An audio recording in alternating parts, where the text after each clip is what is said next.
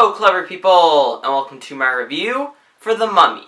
So The Mummy stars Tom Cruise, and it is based on the 1932 classic film. It's a classic monster movie, so they made a remake. I believe that this is like the 5th or 6th remake or something. They've told the Mummy story multiple times, and this time it stars Tom Cruise, who sort of works with the US government with another person of his, but they're more of looters. And basically, they go into an area in Iraq, they order a missile strike, and when it comes down, it opens a giant hole in the ground where there's this weird Egyptian face. So when they discover it more, they discover that there is this evil person, evil woman underneath who has, because of them digging it up, has risen up again and is trying to take vengeance on the world. So basically there's a giant sandstorm, there's lots of death, it's The Mummy. And I was absolutely not excited for this movie. The trailers were absolutely awful. They looked atrocious. They looked like they were taking themselves way too seriously. They didn't look fun at all. They looked really just stern and dull and really boring.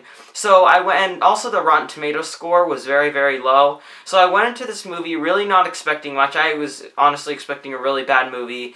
And I came out, and I can confidently say that The Mummy is better than my expectations. I thought this movie was going to be awful, just atrocious. I thought it would be one of the worst of the year. And honestly, The Mummy isn't that awful. It's bad, for sure. It is a bad movie. However, I did find some enjoyment in The Mummy.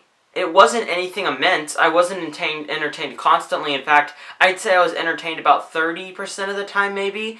But the fact of the matter is, throughout the entirety of the movie, other than maybe the third act, I was never bored, which I thought would happen with this movie. Because the trailers, like I previously mentioned, just looked really, really dull. And usually when you have a dull movie, it turns out being boring. Thankfully, it wasn't like that. And there were actually a lot of scenes that didn't feel dull. And overall, the movie did not take itself too seriously. While the situation was serious, and there are a lot of serious faces and a lot of serious things happening, it took itself lightly. It wasn't necessarily making jokes all the time, and it definitely wasn't lighthearted, but it took itself in an entertaining route, which I enjoyed. And something I also enjoyed was the blend of horror and action. Now, was I scared by this movie? Not really. Was the action really boring? Yes, it was. But the blend of the two genres actually worked out fairly well, so that whenever a scene was trying to go for a horror vibe, it worked, yet whenever it tried to switch over to action, like the next scene, with most films that would typically feel jarring, but in The Mummy,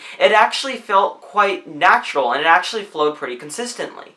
And also Tom Cruise, he was really good in this role. He was very charismatic, he had a real gravitas to him, and everyone else in the cast did a fairly good job as well. Russell Crowe is in it, just to be Russell Crowe. Like, you really could have casted anybody. It didn't need to be him, but he's a great actor, so obviously he was great in this one. There's also an actress in the movie, I'm forgetting her name now, but basically she was in it, and she was fine. The issue is she was treated like just a damsel in distress, and she really didn't do much else throughout the movie. It was Tom Cruise was pretty much just there to save her every scene, and that was fine. I mean, it's annoying because that's such a cliche that I thought that we've gotten over at this point, but we haven't, so we have that. But she did a fairly good job. The worst actor in this movie was Tom Cruise's, like, assistant or, like, side guy that was with him. I don't know what he was trying to achieve in the movie, because every single scene he was overacting.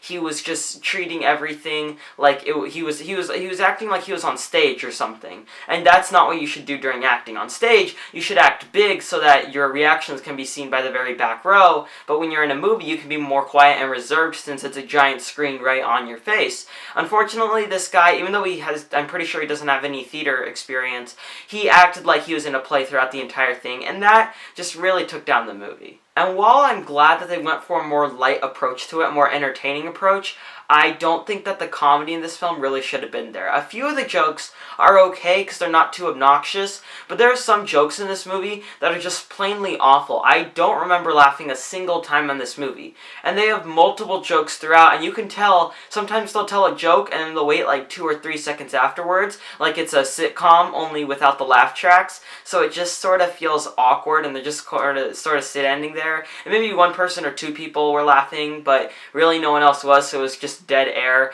And that type of stuff, they played a gamble on putting that noise there, but I don't think they really should, because the jokes really weren't that funny. I can't remember a single joke, and that's never good for a movie that's trying to attempt at comedy. At least, you should have at least one memorable joke. But in this one, the only jokes I remember are the ones that were very annoying. And also, the horror is really, really bad because it's all jump scares.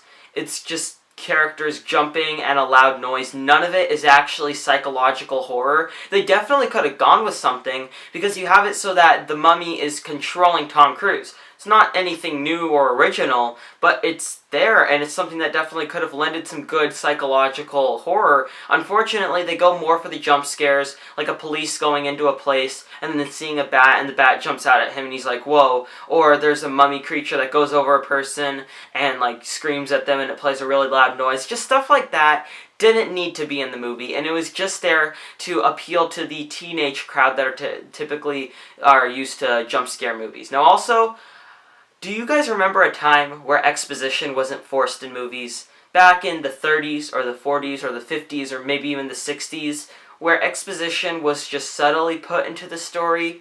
Yeah, those times are gone by now, because it feels like the last 5 or 6 reviews that I've done, exposition has been an issue. Now look, there is a way to do exposition. For one, just, you shouldn't do it in general, you should show what happens, but if you are, have it so that it fits the situation, like Wonder Woman. Although I wasn't the biggest fan of Wonder Woman, I liked that the exposition actually fit with the characters' conversations, it wasn't just narration. In this one, Russell Crowe just straight up talks about exactly what happens at the beginning, and then later, the woman is also there for exposition. That was in conversation pieces, but the thing is, there was no banter back and forth, so you could clearly tell that it was a completely one-sided conversation that was just purely exposition. And also the third act, it was very weak, because while I did enjoy the first 2 acts, the third act, I just didn't at all, because it started out with just mindless action, just mummies attacking Tom Cruise, him with a gun. None of it really felt like it had any stakes. Even though there was death and a lot of people dying and a lot of bad things going on, lots of havoc, it had no real stakes because they didn't really set it up that way. And then later, it just becomes ultra melodramatic with Tom Cruise. I don't want to spoil anything, but Tom Cruise basically is like screaming and he's yelling and he's really sad and he has to try to take over the mummy and stuff. It's so melodramatic and it's just frankly annoying. Now, the Mummy is way better than I expected, which I enjoyed because I was expecting a god-awful movie here. Thankfully, it has some entertaining moments, and honestly, I wouldn't say that you shouldn't go out and see it. If you have an interest in The Mummy and you want to see it, go and check it out.